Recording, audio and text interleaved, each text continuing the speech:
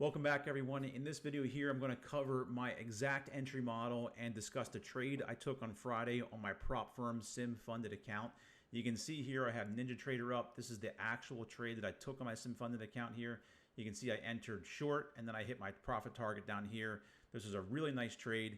Let's get into it. I'm going to discuss it now. Okay, just real quick before I go any further, quick disclaimer, I'm not a financial advisor. Nothing I say here is financial advice. Trading is risky. Most traders lose all their capital they trade with. The things and results I share with you here in this channel, they're not typical and nobody should expect to do the same. I don't make any promises or guarantees. In fact, I don't even know if my model would work for you. I'm just sharing what works for me.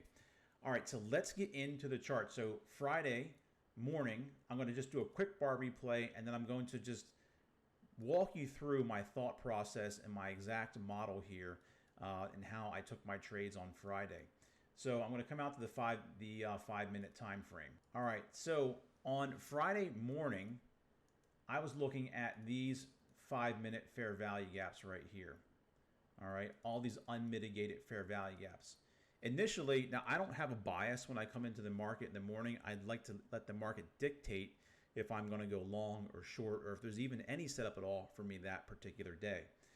So initially at the 9:30 open, I was a little cautious because we had all these 5-minute fair value gaps stacked here, and then we had the London high right here. And I wanted to see this London high get taken. I had a feeling price would draw up into this area and then who knows what from there, right? So as this pushes forward here, all right, my entry model is very specific. I enter on the 1-minute time frame. I'm looking for a fair value gap on the 1 minute or delivery out of a 5-minute fair value gap or a very specific price pattern. So I'm going to drop down to the 1 minute just to show you that while price pushed through this, I never got an entry model here. In this area, there was just no BPRs for me, and there was no 1-minute fair value gaps for me or 1-minute fair value gaps inversing that meet my criteria. So when I saw this 5-minute right here, when I saw this inverse, this entire FEG right here, I knew that we were headed higher.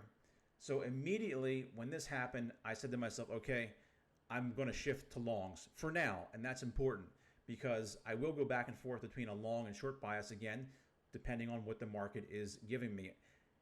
Trading on the 1-minute chart can be a little tricky because yeah, there's a higher time frame bias, but at the same time, market conditions in the market can change dramatically when you're changing on such a lower time frame. So let me just bar replay this here, just a few more bars so you can see what's happening. On Friday, we were just blasting off, and I believe if I look far left, these over here were the daily highs right here. So I'm looking at this.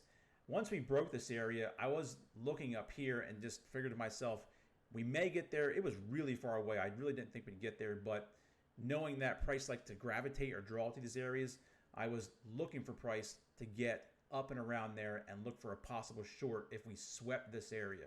So price comes up here. It sweeps the daily high. Now immediately I'm thinking to myself, okay, we swept the daily highs. We took out daily liquidity there. I want to look for a long now.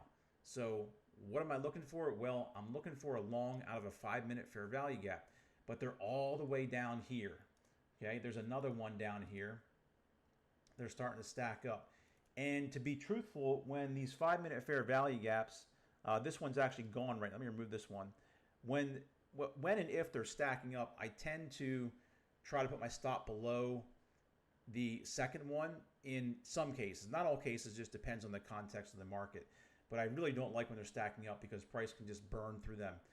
All right, so as we're moving forward here, okay, prices continue to burn through that daily high, and I'm looking for some kind of confirmation to get short, all right, because we swept this daily high right now where I have my drawing here.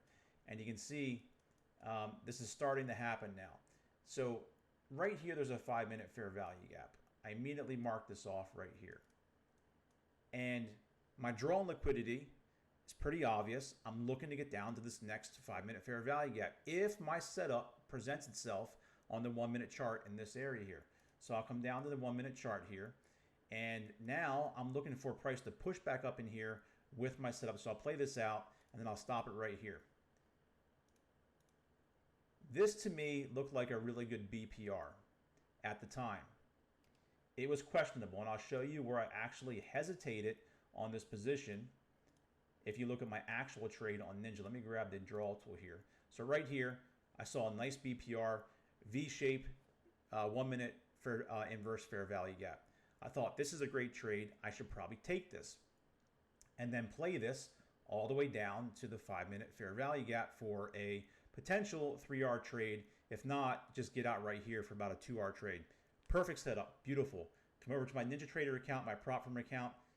Okay, this is where it happened right here. I got in maybe 6-7 candles later. And the reason I did that was because looking at this here, if I play this out and I stop it, I thought to myself, all right, this is going to lose. I'm glad I passed on it. And then I thought, you know what? No, I probably should have taken that trade, and it fits my plan, so I'm going to get in and stick to everything here.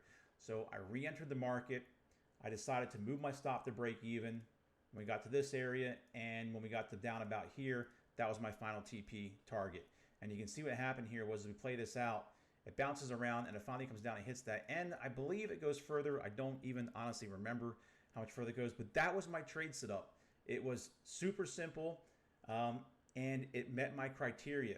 Sometimes my criteria is a little subjective and comes with a little bit of experience, and that's why I decided to get back in on this particular trade right here and ride it out, at least down to this area here where I got out for a nice TP.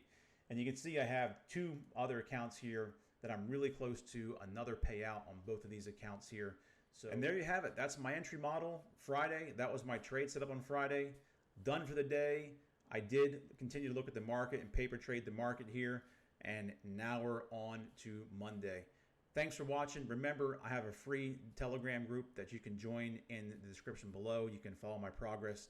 I provide some commentary there, updates, and my trading journey as well.